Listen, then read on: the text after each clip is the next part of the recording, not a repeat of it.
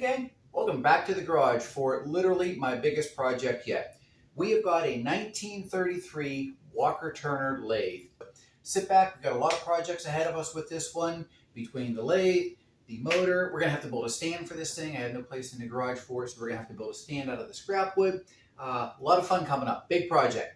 Stay tuned.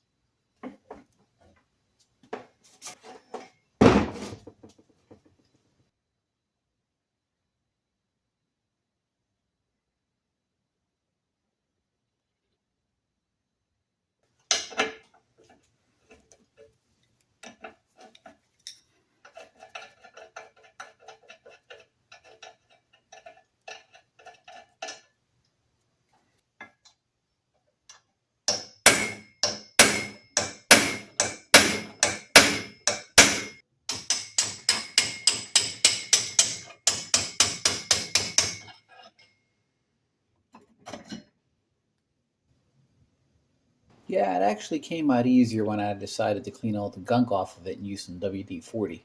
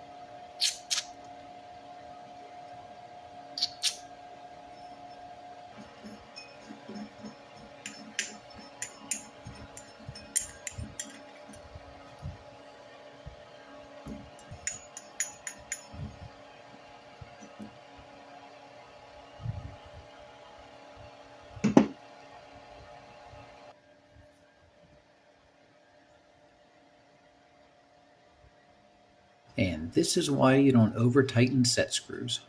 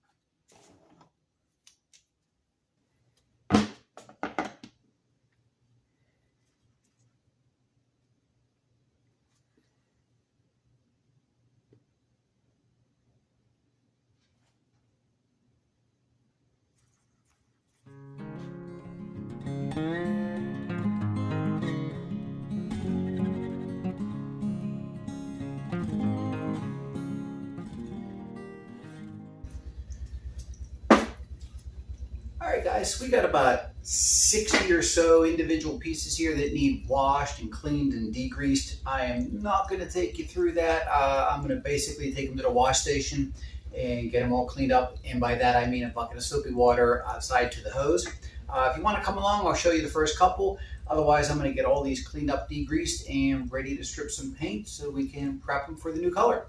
All right, let's get to it. All right, so change of plans. Only the second day of rain that we've had in 2 months, and it happens today. So we're going to be inside the garage with our bucket of water, and we'll clean them up in here.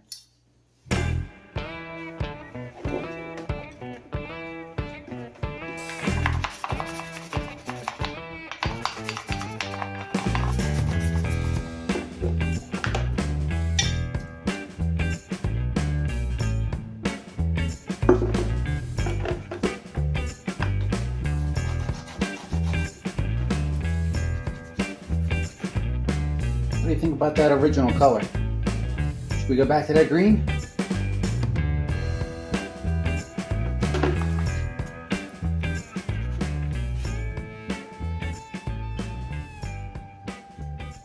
And 58 more to go.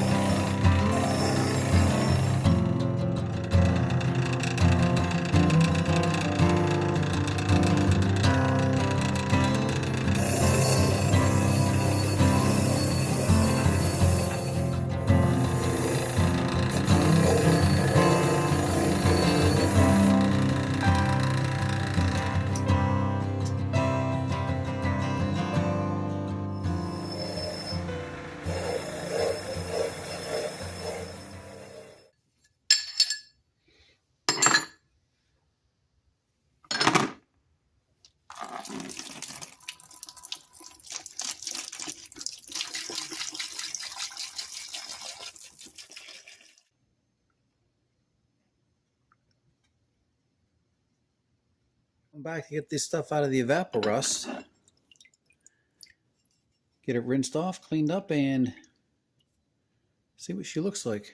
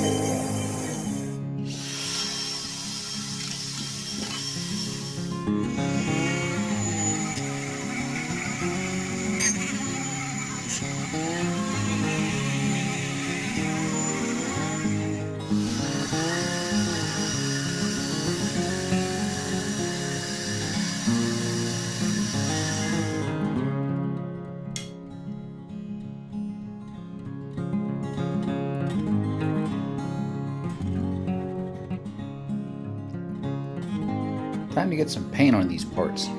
Clean them up, primer, and I got a special color picked out.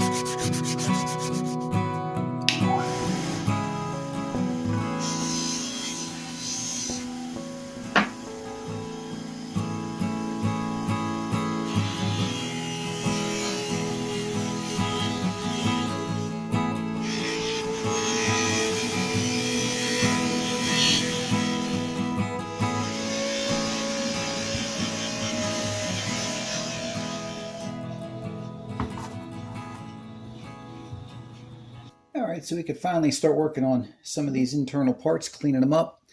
The spindle and the headstock, you can see here the burr from the set screws on the pulley. I'm just going to smooth that out a little bit. This is tapered, so we don't want to sand it too aggressively. Just smooth out those burrs.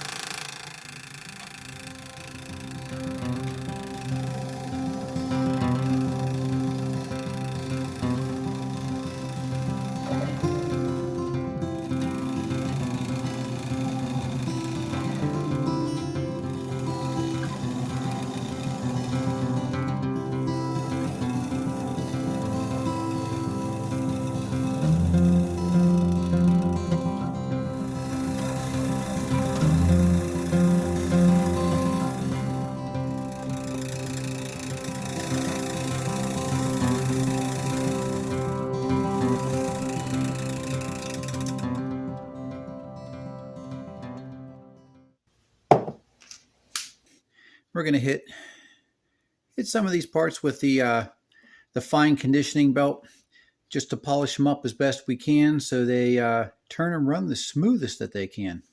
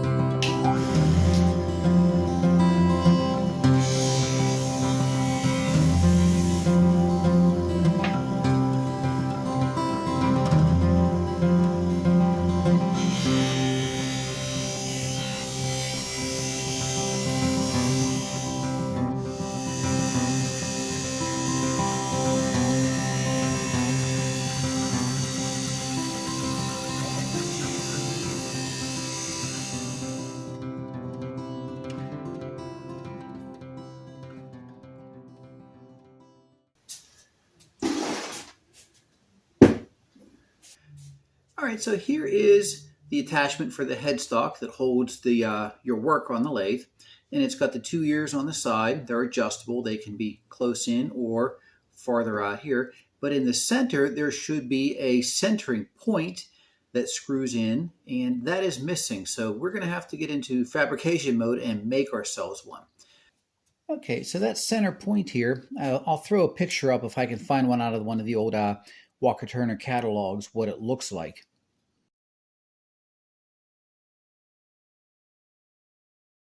So that point in here, first thing is to find out what the diameter of this hole is. And I dug out a few bolts that I had and managed to find that it is a 5/16 hole, but these threads on here are too coarse. So I know it's 5/16, but finer threads. I take my thread pitch gauge here and found out that it is 18 threads per inch. So we match that up. We find out this one is 18. We know that this is too coarse for the hole in here. So it's going to be either 20, 22, or 24 threads per inch. So what we're going to do is take one of these old bolts that I found. We're going to cut the head off, get rid of these threads.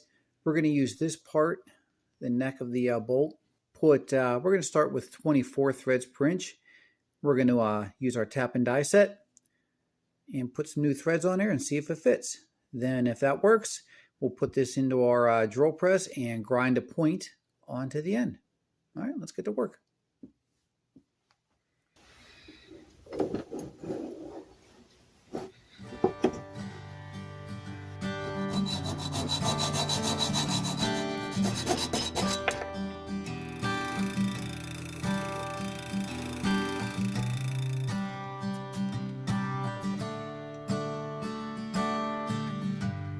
Tricky part is always getting them started.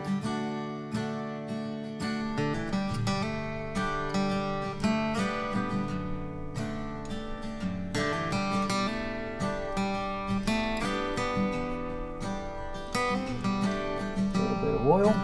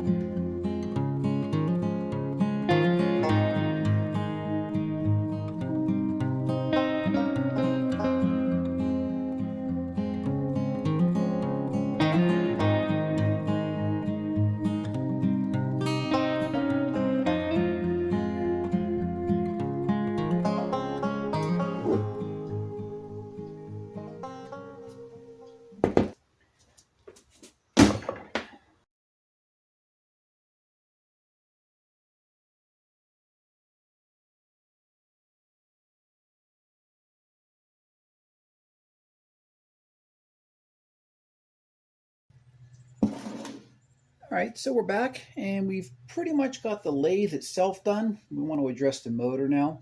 I did test the motor when I first brought it home, so I know it does work. However, we are going to have to replace the wiring. It's brittle and the switch wasn't the best. So I did buy a 9-foot tool replacement cord that we can wire in and take care of that. This is a Westerm Electric 1/4 horsepower motor.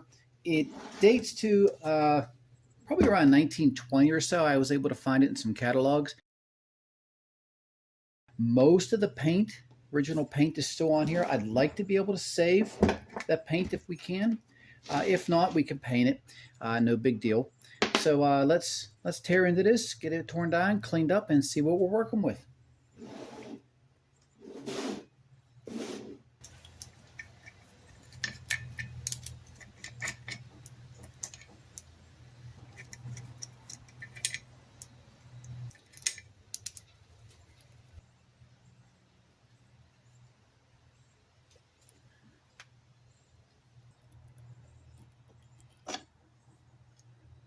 Oh, lots of good oil in there, so that's a good sign.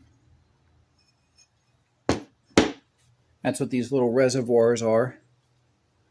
Underneath over here is the oil reservoir.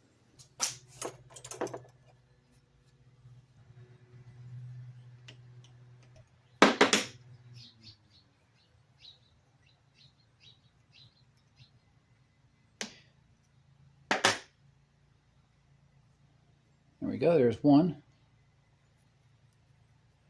So that rod holds both sides of the bell housing together.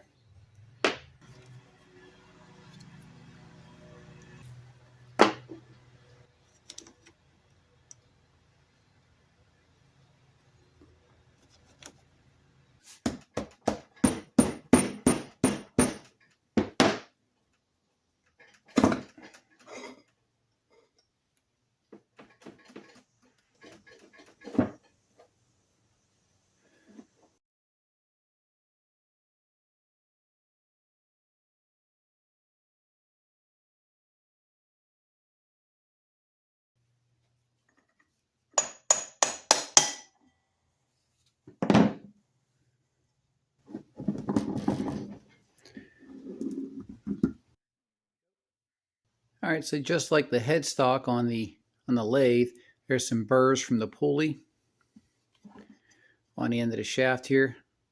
Take some sandpaper, see if we can knock those down a little bit.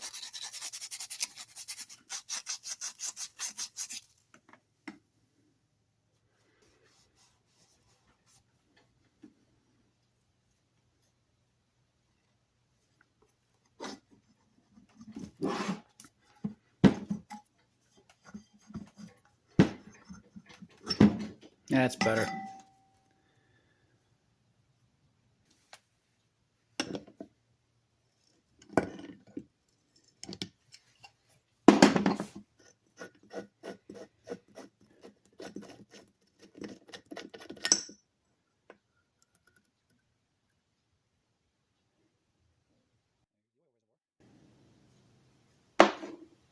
All right, well, we got the motor apart and it is completely filthy.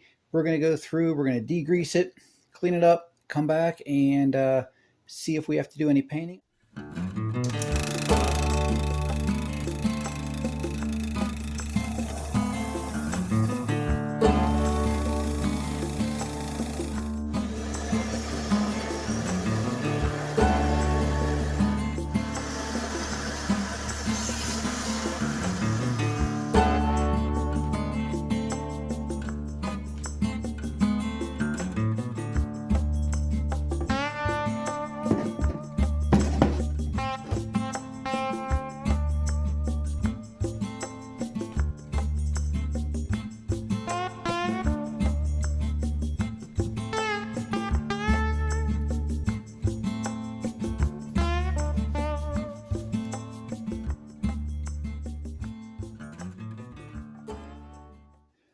Okay, a little cleaning update.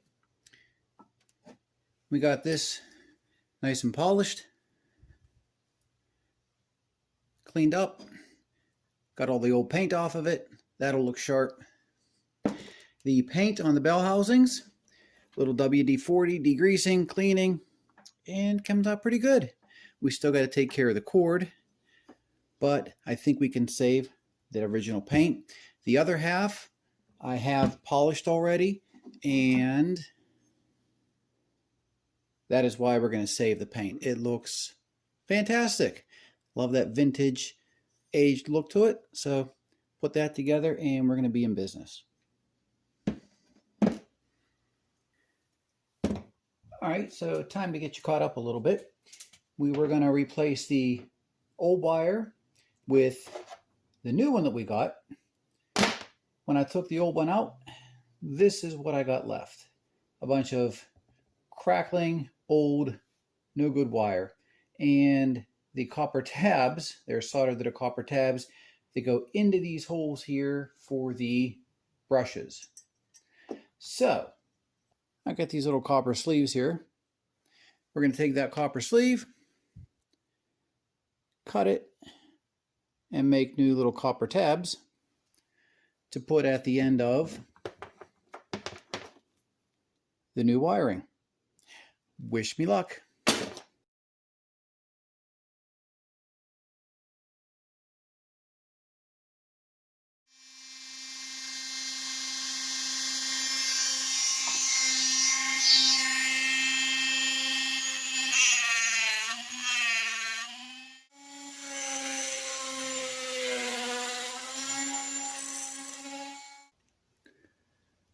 Well, I think we produced a reasonably close replacement. 2 new copper tabs to replace the old ones. Now all we gotta do is solder it up and start putting the motor back together.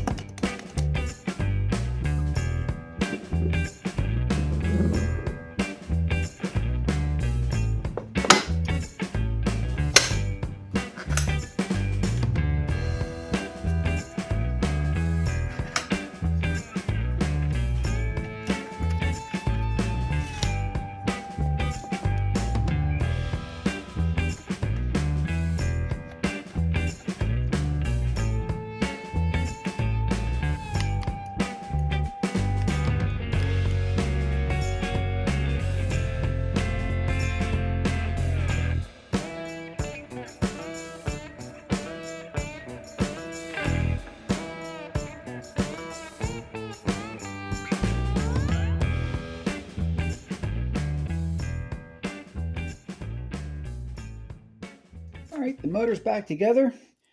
We got it wired up. New wire. We put a new switch together for it. We cleaned the brushes. I had to replace a spring on the brush. We made the new tabs to go into the brush housings. First fire up. Let's see if this thing works. Cross your fingers. All right, let's have a little bit of fun. I got my vintage Stare at 104 high-speed indicator. This will count revolutions per minute for a motor, and this motor is supposed to run at 1800 RPM. So on the dial, the numbers, as many times as that turns around, that counts revolutions per minute. Let's see how close we can get to 1800.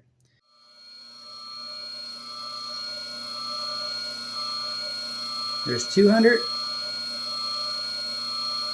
300, 400, all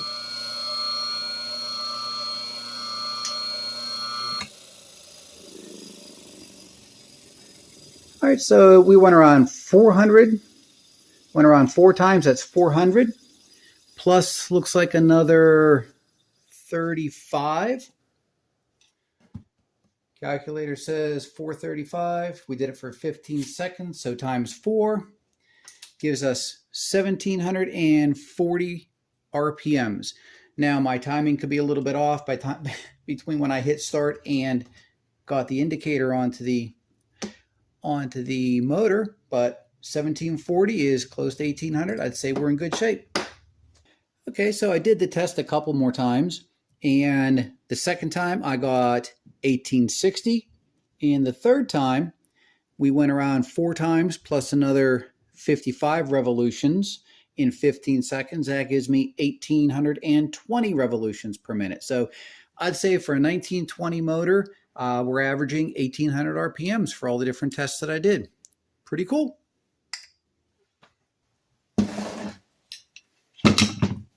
Well, we got the original set of chisels that came with the driver set. We got to clean up and sharpen. You can see here very faintly it does say driver right there. It does say driver on it. So we got to clean up the wood, de-rust the metal, get them a little bit sharpened, and we'll be in business.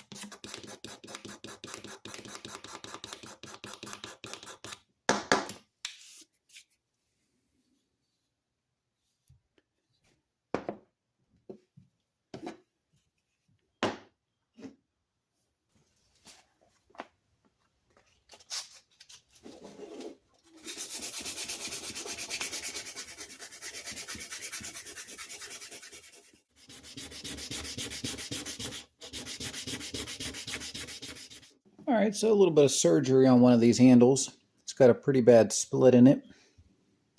So a little bit of a 5-minute epoxy, mix in some sawdust, clamp it up, should be in good shape.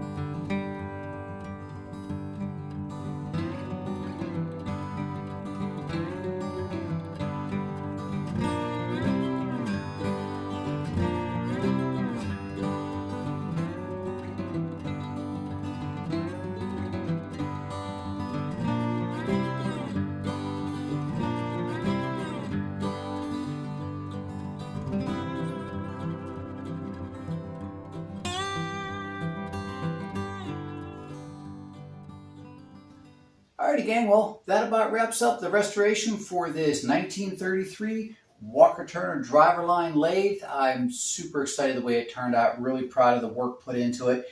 We built a brand new stand for it, we refinished the tools, and of course the lathe itself, complete teardown, strip, repainting, refinishing. The antique Westerm Electric motor, we tore that apart. We had to rebuild the electrical cord for it. It all turned out well. We even managed to get some new old stock stickers for the head and tail stock for Walker-Turner. The last thing to do is see how this works. I know zero about wood turning on a lathe, so it's going to take a lot of practice and studying on my part, but I know you guys want to see this in action. So again, thanks for sticking around for this video, and let's check this thing out in action. Thanks again, and we'll talk to you later.